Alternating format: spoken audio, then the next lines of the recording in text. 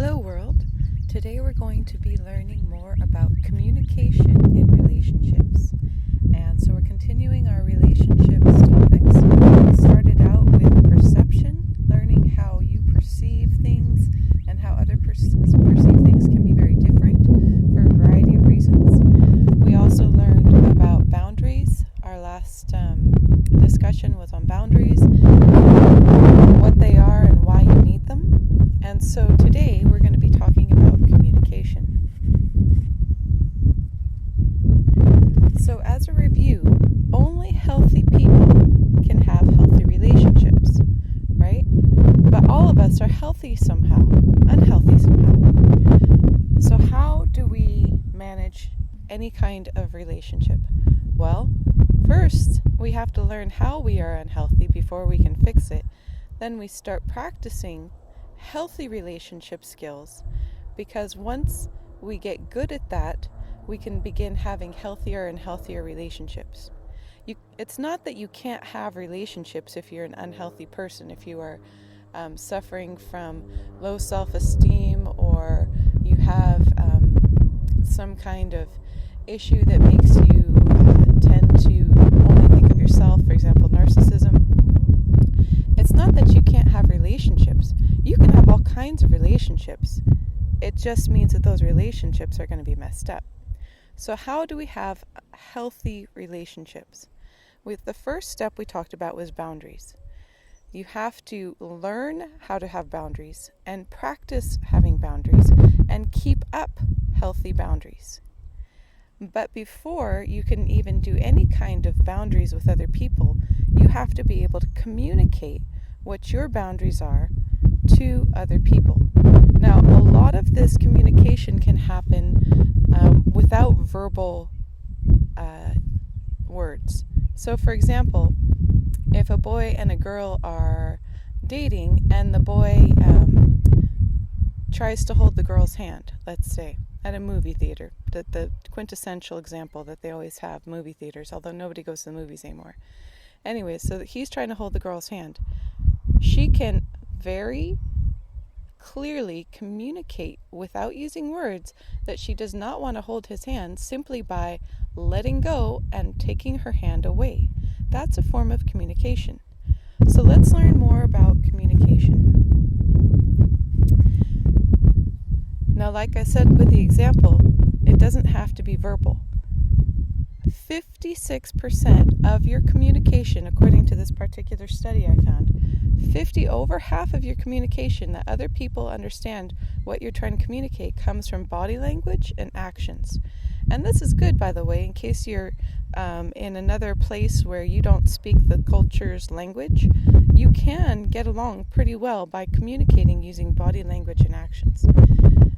And the rest of that is going to be verbal. You need to have verbal words in order to communicate. But even so, the words themselves are only 7% of what you're communicating. Your tone of voice, the way you say something, communicates a great deal to the other person.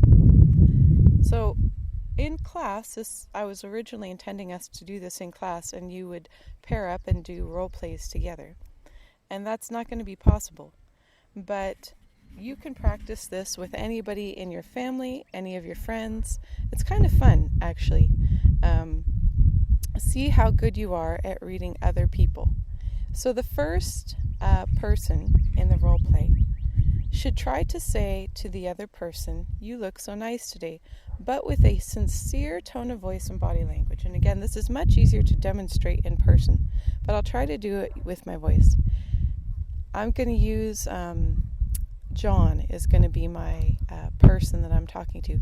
"Hey, John, I've never seen that shirt on you. You look so nice today." Did you believe me? Hopefully. I was using a sincere tone of voice, so hopefully you believe me.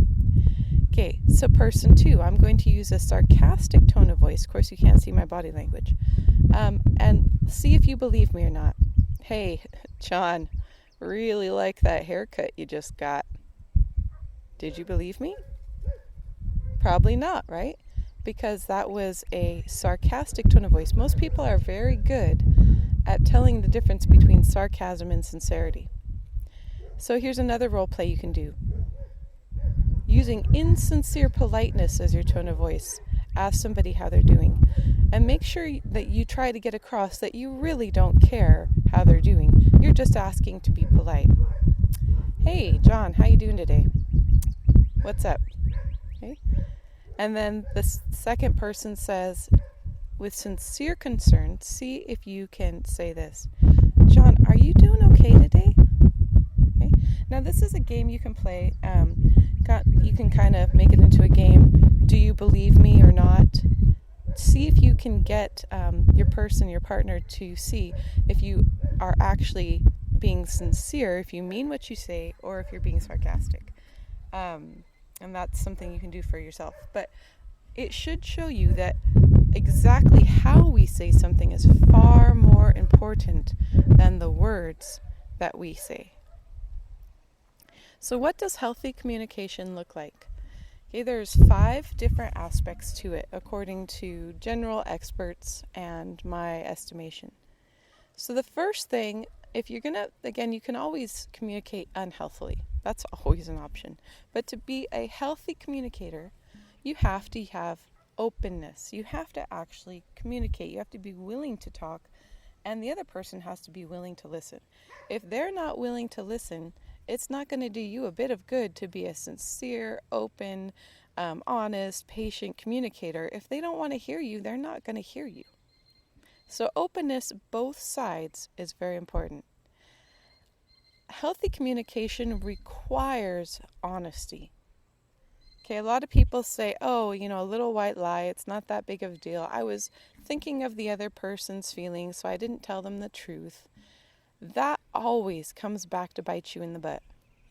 So let's say John and James were out getting ready to go out for the night. And John asked James, hey, buddy, how do I look? Do I look okay? And James looks at John and says to himself, you know what? I cannot believe he thinks plaid and checkers go together. Like, what a nutcase. But I don't want to hurt his feelings. So I'm going to say, yeah, dude, you look fine. Of course, once they get to wherever they're going for the night, and other people see John in his plaid and checkered outfit, and they just start laughing and be like, dude, don't you know what century it is? Why are you dressed like that? John will be very hurt because he asked his friend to give him an honest, how do you think I look? And once he finds out his friend was lying to him, it's going to feel intentional, that his friend intentionally didn't tell him the truth in order to make him feel bad or get embarrassed or whatever. And so honesty, even if you don't want to hurt the other person's feelings, there's a way to be gentle and honest at the same time. Honesty is so important in healthy communication, because once a person finds out that you're a liar, and if you lie, you are a liar, they begin to doubt everything you've said to them, even if you've been 99% honest. If you have lost your reputation as an honest person, if you lie and someone finds out you're a liar, then nothing you say will ever be trusted until you've gained back the trust by being honest. So this is very important. You have to be honest to have healthy communication.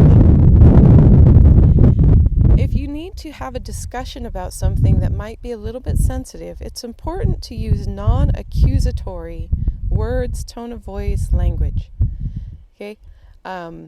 So for example, if I gave a student a grade and that student didn't like their grade and they came to me and were extremely in my face, hey, why didn't you do this? I did this, blah, blah, blah, blah, blah, right?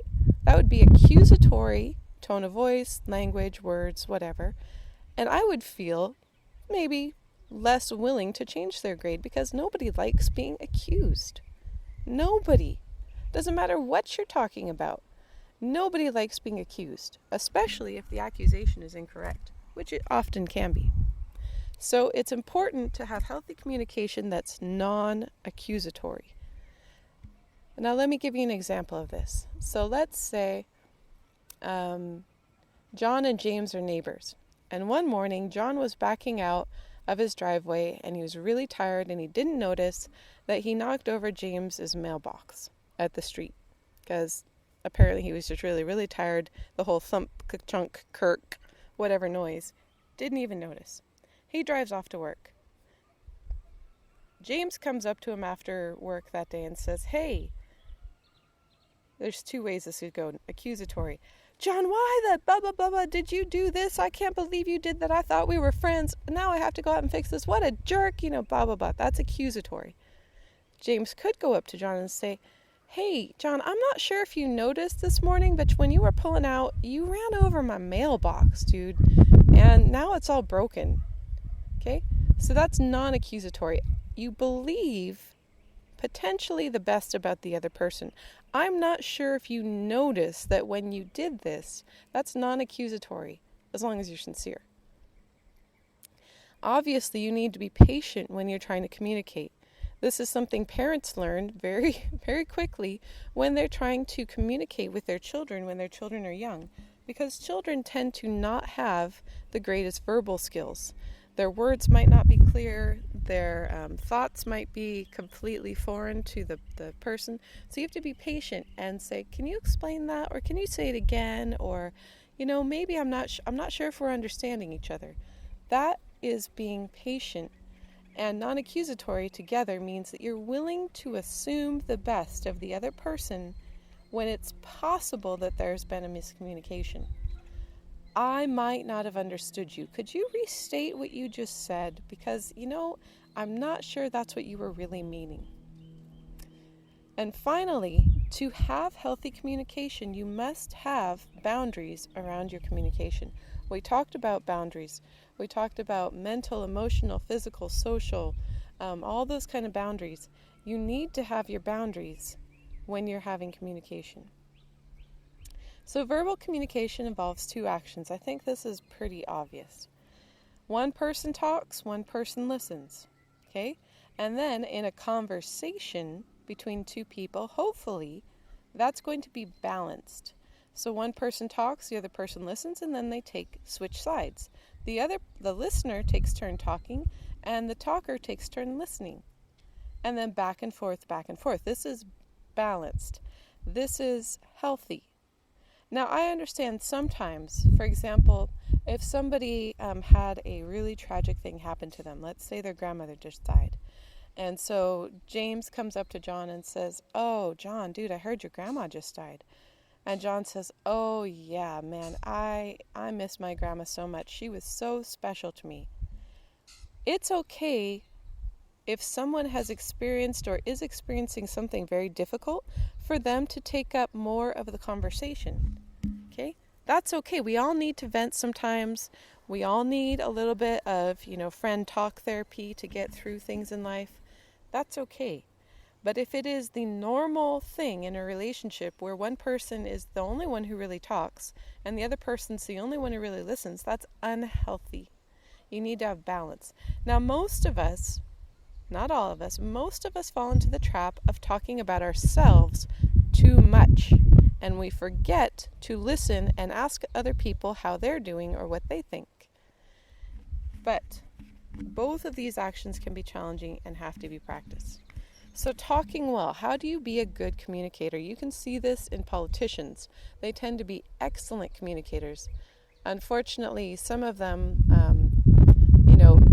their communication skills may degenerate with age. Dementia tends to make you, even if you were an excellent communicator to start, makes you a not as good communicator as you get older. But generally speaking, knowing how to communicate means you are able to use your body language, use your tone of voice, and use your words and make other people understand you. So that is all part of being a good communicator.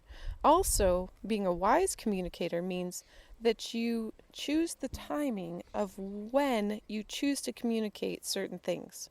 So if you happen to know that, let's say you're in a work situation, and you happen to know that, or you noticed on your last shift that your boss really screwed up something. Maybe they were tired, maybe they forgot to close the safe at the end of the night, and you had to go behind them and close the safe.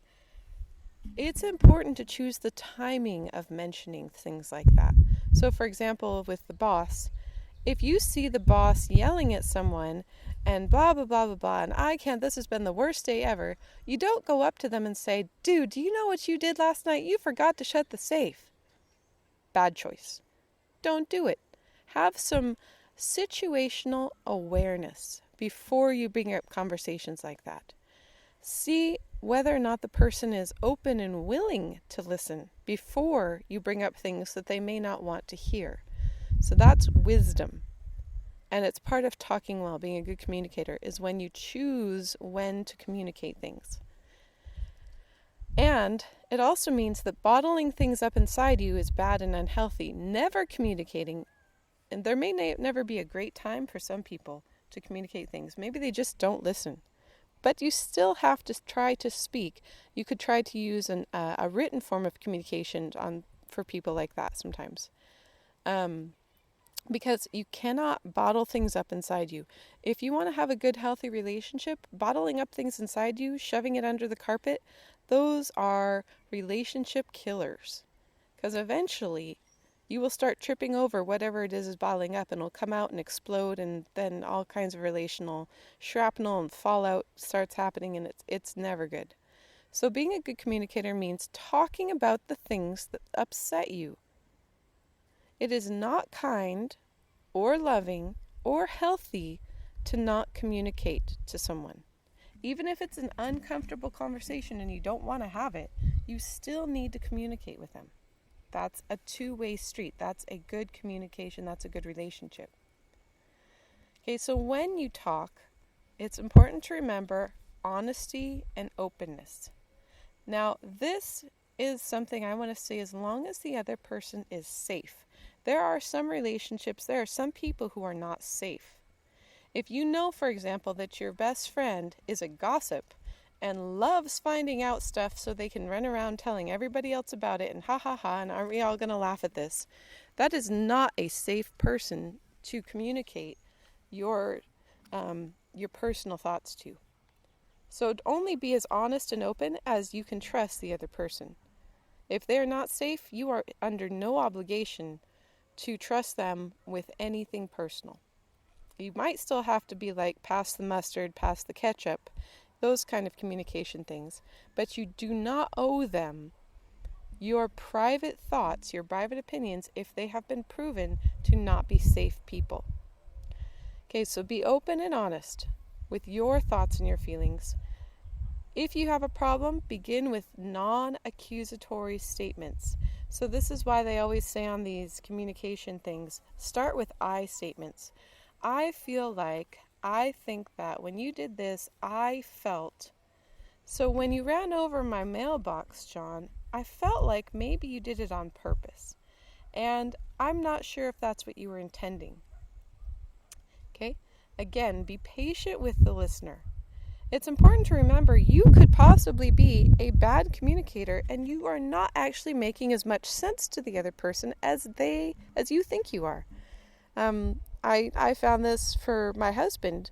So he's got ADHD and his brain, I think his brain just goes a little bit faster than mine. So he skips ahead like his thoughts kind of go like those rocks you skip on the water. He kind of skips ahead of me. And I'm the kind of person who needs to connect the dots between thoughts. And so sometimes we'll start out talking about one thing, and then his brain skips ahead to something else. And I'm just sitting there like, wait, how did we get to talking about Ferraris when we were talking about the weather? I don't get it. I need to connect. Throw me a few more dots to connect here before I can have this conversation. So it's important to be patient with the other person. They might not be a good communicator. You might not be a good listener.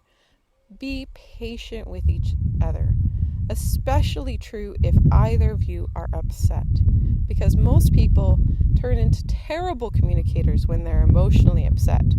Okay, this is one of the reasons why sometimes it's better to communicate your thoughts to someone when you're upset through writing, so that you can take the time, make sure you're saying only what you want to say, begin the conversation with something written. And let's say, John and James could have written his friend John a note. John, you ran over my mailbox. I felt like you did it on purpose. I'd like to take some time to talk about this when you have time and we can have a good conversation. Okay? This is very important, to be patient with each other. And finally, this is something that we want to talk about, boundaries again. It's important for you in the midst of a conversation to remember your boundaries. So this often happens when you have in a relationship with someone who is abusive or narcissistic. They will tell you that your thoughts and feelings are wrong. But you know what? That's not okay. Your thoughts and feelings are yours. You might be wrong, but you are entitled to have them. You're allowed to be wrong. It's okay. You are entitled to your own thoughts and feelings. When someone else is trying to control your thoughts or your feelings about something, or tell you that you shouldn't feel that or you shouldn't think that, that is not okay. They are trying to control your boundaries. You need to hold your boundaries. So an example for this would be, Mary and Kate are going to a party, and Kate says, I'm really not sure about going to this party because Dwayne's going to be there, and I don't really trust Dwayne. He kind of gives me the creeps. And Mary says to her friend, you're not allowed to think like that. He's a perfect gentleman every time I've ever seen him. How dare you think that about him? That is crossing a boundary. Each person is allowed to keep their own thoughts and feelings, and they're valid. Even if they're wrong, they're valid. Okay? So let's switch to listening. How do you be a good listener? Well, first things, don't be a narcissist, okay? Do not be a narcissistic listener. We did a practice where we talked about narcissistic conversations, and I said, a narcissistic listener is the person who's sitting there just waiting for the other person to stop talking so they can talk about themselves some more. So that is bad. When you're listening to someone, you should be listening to the other person to hear them, not listening for ways that you can use to hook the conversation back to yourself, or sitting there planning your response to whatever they're saying and not paying any attention to actually what they're saying, sitting there just waiting for their mouth to stop moving so that you can talk about yourself again. Okay? So that's how you be a good listener. Active listening skills are observe the other person and not just their words, observe their tone of voice and their body language. We talked about autism. This is something that autistic people tend to have, and actually ADHD people as well, tend to miss social cues. They tend to miss the body language, the eyes, the tone of voice, and they don't quite interpret it correctly.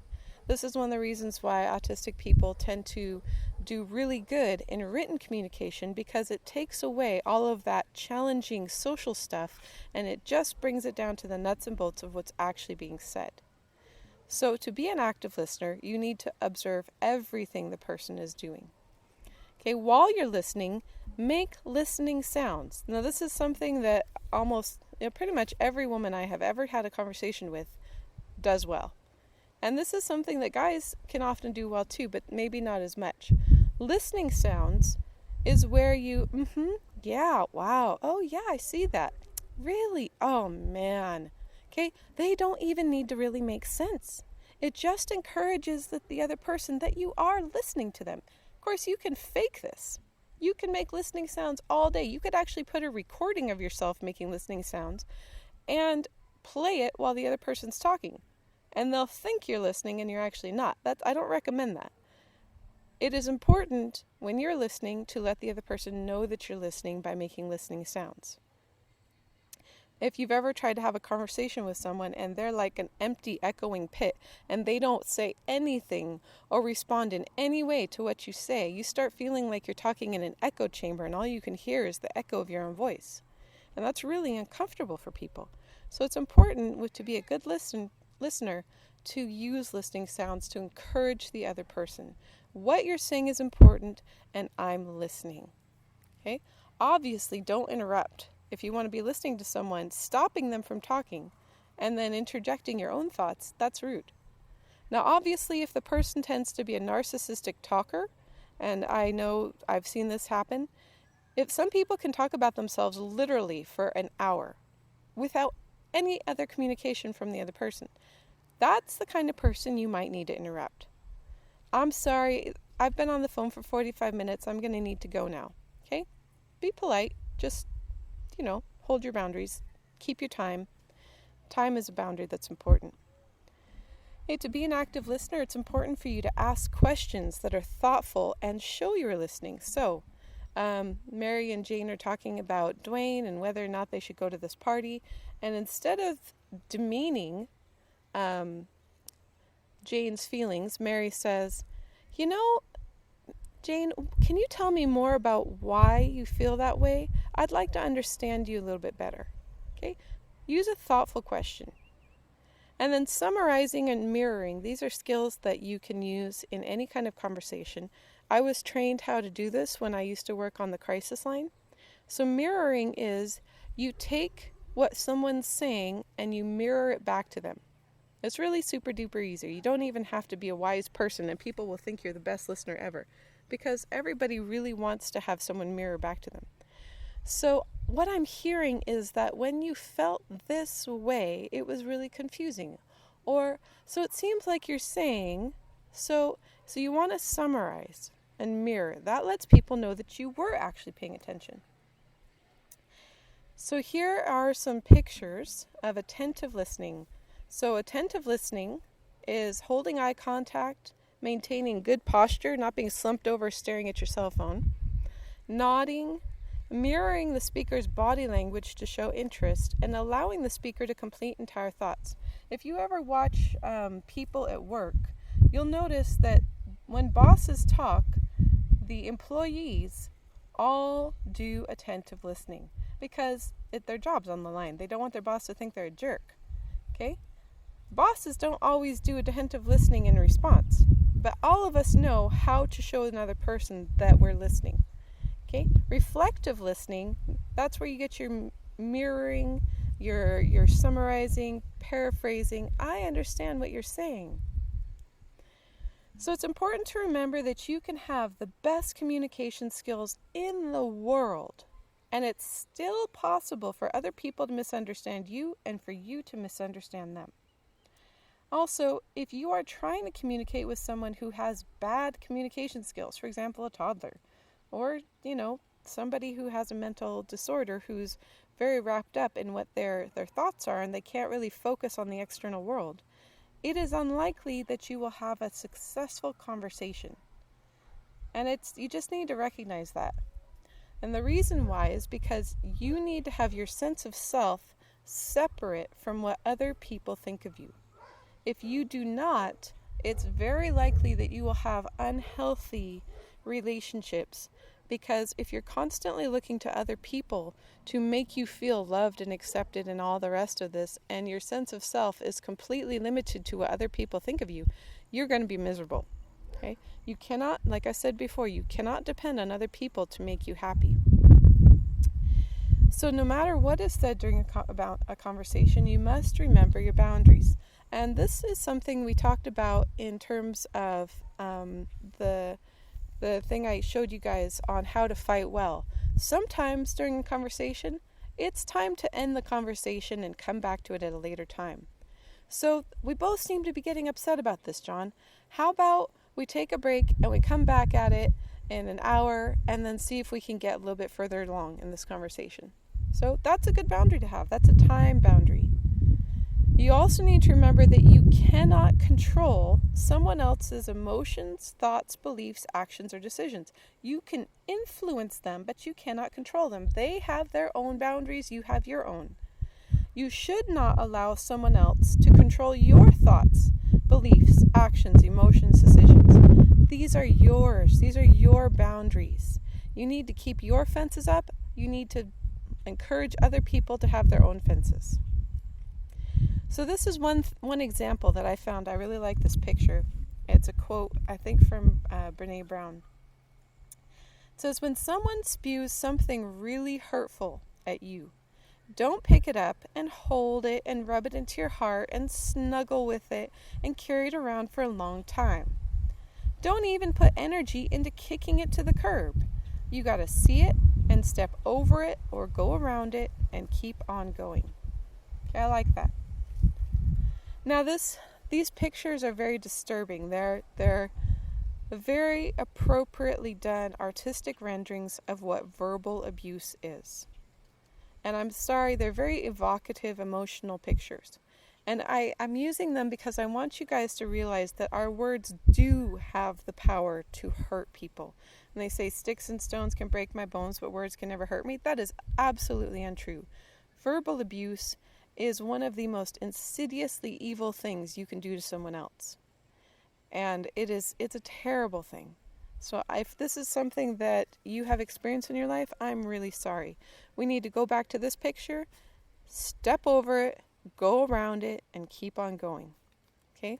That's really important if you are in a relationship with someone who's verbally abusive, or if you are a witness to someone, to someone's who are in an abusive relationship, and you have to be present while they're yelling at each other. That's horrible, and I'm really sorry. Okay, so let's end this on a little bit more cheaper. So we talked about the 5 love languages. Hopefully you've taken the 5 love language test and you have a good idea of what your primary love language is. So words of affirmation using coffee, that picture is the life cycle of a coffee bean from flower all the way to cup of coffee. I love it. So using words of affirmation talking about coffee, hey, your coffee is delicious. So acts of service, wanting to love someone by using an act of service. Hey, I made you some coffee. Okay, receiving gifts. You want to give somebody a coffee. Here's a coffee. Quality time. Let's go out for coffee and talk. Okay, and physical touch. Let me hold you like a coffee. Now I've seen the same thing where people were using tacos, and it's really funny. Let me hold you like a taco. But generally speaking, these are your 5 love languages. So when you're talking about relationships and communication, generally speaking, if it's a good relationship, you want to express love, affection, esteem to the other people, and you want to hear that from them. But because we're all different people and we all have different love languages and different, portions. I might be 100% one love language, you might be 50-50 another. It's important to try to express yourself in the love language of that other person. So here's the strongest love language, one you tend to express and you tend to hear the best. So words of affirmation, acts of service, gifts, that's giving and receiving. It's not, if someone tests is strong on having gifts as their love language, it doesn't mean that they want to be getting gifts all the time. It means that when they really want to show someone love and appreciation, they give them a gift. Okay, quality time, that's when you spend time together, and physical touch. I think that's pretty obvious, but it doesn't have to be anything sexual. Okay, just a pat on the back is a way to encourage someone with physical touch. It is possible to feel unloved even if someone else is trying very hard to make you feel loved. If they're not speaking your love language and they're using their own love language and they're trying to love you, it's very possible that you're not going to feel loved. Now, I've heard this from a lot of women. I mean, I'm in my 40s now, talked to a lot of women who've been in a relationship for many years. This can really trip up a relationship if there are significant differences in love language. So one person could have gifts as their highest love language, and the other person, that could be their lowest. So let's say a husband, okay, loves giving gifts. He spends months thinking about the best gift to give, and he spends a lot of time, and it's the perfect thing, and he's so excited to finally give it to the person when it's their birthday or whatever. And if the wife, for example, is pretty much a quality time only, she doesn't care about gifts at all, she's going to be like, thanks, but all those months you were thinking about this and working on this, couldn't we have spent some time hanging out together, maybe? Because I don't feel loved by this gift. I feel like you've been ignoring me, So it's really important to, in a good, healthy relationship, to understand other people have different love languages than you do, and if you want them to feel loved, you have to use their main love language. So it's great to know how to express love. It's also important to know your primary love language, because the things that hurt you the most are the opposite of your primary love language. So if you have a really close relationship with someone and they don't share your primary love language, you need to compare notes and see if there's any way you can meet in the middle. So my husband and I, for example, he is acts of service extremely strongly. I can't even, there's no way I'll ever be able to number the wonderful acts of service he's done, from checking my tires to making sure that I don't have to worry about that, to making me a coffee in the morning so that if I had a late night grading papers, I'm ready to get up and have some coffee. He is really good at doing acts of service. But my primary love language is words of affirmation, and he is not a verbal person. And so when we first got married, we discovered this doing this test. It was really helpful because we discovered, both of us, wasn't our primary, but we both met kind of in the middle on physical touch. And so that's been really helpful for our relationship. So for example, I might want him to say something nice, and he might want me to do something nice for him, but we can appreciate each other and show love to each other by coming up and maybe rubbing the other person's shoulders, or giving them a pat on the hand, or those kind of things. They don't have to be sexual. That you can have a physical touch love language between you and a good close friend. It doesn't have to be sexual. It just means you pat them on the shoulder, high fives. In many cultures, men walk around holding hands with each other, and women walk around holding hands with each other, and it's simply a sign of affection. So if you can meet in the middle, it doesn't matter what your middle is. If you're not both sharing the same primary love language, try to meet in the middle. Now this picture, I'm going to end with this. I've put this in the master document for this week's journal. I want you to look at this and reflect on it, because this is really important. This is the 5 love languages specifically for teenagers, trying to give an example for teenagers. So if your love language is words of affirmation, the way that you feel loved is when someone gives you compliments, encouraging words, they have an affirming spirit. But the way you feel unloved is if somebody is unduly critical of you or emotionally harsh. Okay, so if you think back to the things that hurt you the most, if it's words that were spoken to you, it's very likely that your love language is words of affirmation. Quality time. So if you have quality time as your biggest love language, you really want to just spend time with someone. You want to have one-to-one conversations, undivided attention, not somebody else sitting there looking at their phone for half an hour while you're supposedly talking to them. Okay? The things that hurt you the most is if people don't want to spend time with you. They want to go hang out with someone else. If that is an experience you've had that was deeply painful, it's very likely quality time is your main love language. Okay, receiving gifts, I've talked about this. Gift givers love giving gifts. And they really love receiving gifts, especially, and this is important, if the gift shows a lot of thought. If it's just like, hey, I found this weed on the ground and I thought you might like it, that's generally not going to be going to feel loving to a gift giver. If you forget special events, you don't give them gifts, you don't care about what they need and making sure they have what they need, then they're not going to feel loved. So for example, my father and mother separated and divorced when I was very young, and there were quite a few years where my father would forget to give me a birthday present. He eventually would remember, but quite a few times he would forget. And thankfully for me, gift giving is not a huge amount of high priority for me. And so, it hurt, but it wasn't like devastating like it could have been if gift giving was my main love language. Acts of service. Okay, so this is something I know very personally because this is what I experience very much from my husband. Help with the chores, exchanging, hey, I know you really hate doing dishes, so I'm going to do that for you, okay? What can I do for you? What can I stop and get for you? On the way home, do you need anything? I can get it for you. Going out and getting somebody's car detailed. Hey, I noticed you needed your car cleaned, and so I went and did it for you, okay? Now, if you really want to make somebody feel unloved, if they're acts of service, you forget your promises. You don't do things for them. You say, you know what, you're not really that important to me, so I'm not going to be doing this for you. That is really painful for someone with acts of service. And finally, physical touch. Like I said, doesn't have to be sexual. Hugs, pats, touches, sitting close. For parents and kids, I love having my little kids sit on my lap so I can give them a hug.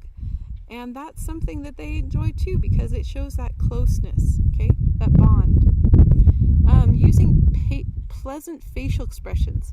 If you are scowling at someone, they're going to feel unloved, okay? Obviously, avoid physical abuse, neglect, corporal punishment. These will be devastating to someone whose main love language is physical touch. And one of the things for you guys to know, although most of you aren't parents yet, is that children need to be loved in all of these ways because they don't know their own love language yet anyways. So they need to be loved with all of these. They need to be encouraged. They need to have time spent with them. They need to have gifts given to them. They need to have things done for them, and they need to be encouraged with physical touch. And it's so important for parents to do this because that's what creates healthy bonds and a healthy relationship. Okay, I hope you guys have enjoyed this, and go ahead and get started on your homework. I can't wait to hear what you have to say. Bye.